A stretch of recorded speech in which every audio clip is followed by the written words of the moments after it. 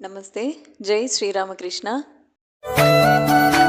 భగవంతుడు మన హృదయంలోనే ఉన్నాడు అనే సత్యాన్ని శ్రీరామకృష్ణులు మనకు అర్థమయ్యేలా చుట్ట కాల్చేవాడి చేతులు లాంతరు అనే కథ ద్వారా చక్కగా వివరించారు.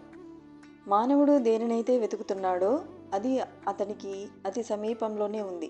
అయినా అతడు దానిని అక్కడ ఇక్కడ వెతుకుతుంటాడు. ఒకడు చుట్ట కాల్చుకోవాలని అనుకున్నాడు. నిప్పు కోసం పొరుగింటికి వెళ్ళాడు.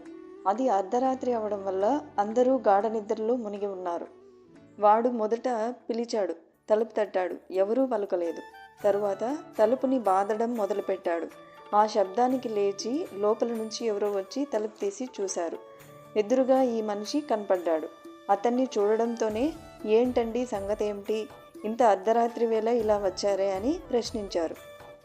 ఆ ధూమపాన ప్రియుడు వెంటనే ఇలా అన్నాడు, ఆ మాత్రం ఊహించలేవయ్యా, చుట్ట కాల్చడం అంటే నాకెంత ప్రాణమో నీకు తెలుసు కదా, అందుకే చుట్ట వెలిగించుకోవడానికి నిప్పు అడగదామని వచ్చాను అని బదులు చెప్పాడు.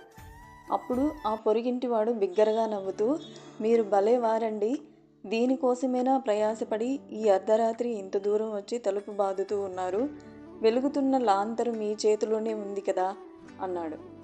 శ్రీరామకృష్ణులు ఇంకా ఇలా చెప్పారు, దేవుడు అక్కడ ఇక్కడ అంటే ఎక్కడో ఎంతో దూరంలోనూ ఉన్నాడని తలుస్తున్నంత వరకు మానవుడు అజ్ఞానంలో ఉంటాడు.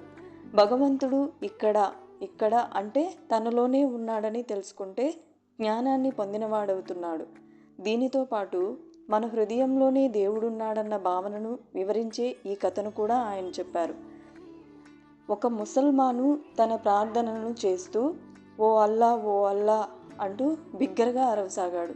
దగ్గరలోనే నిలబడి ఉన్న మరొక ముసల్మాను, నీవు అల్లాను సంబోధిస్తున్నావు, చాలా బాగుంది, కానీ అలా అరస్తావెందుకు అని ప్రశ్నించారు. తర్వాత ఇలా అన్నారు, ఆయన చీమ కాలి అందల సవ్వడి కూడా వినగలడని నీకు తెలియదా అని ప్రశ్నించాడు. భగవంతుడిలో మన మనస్సు ఐక్యం చెందినప్పుడు ఆయనను అతి సమీపంలో అంటే మన హృదయంలోనే దర్శిస్తాము.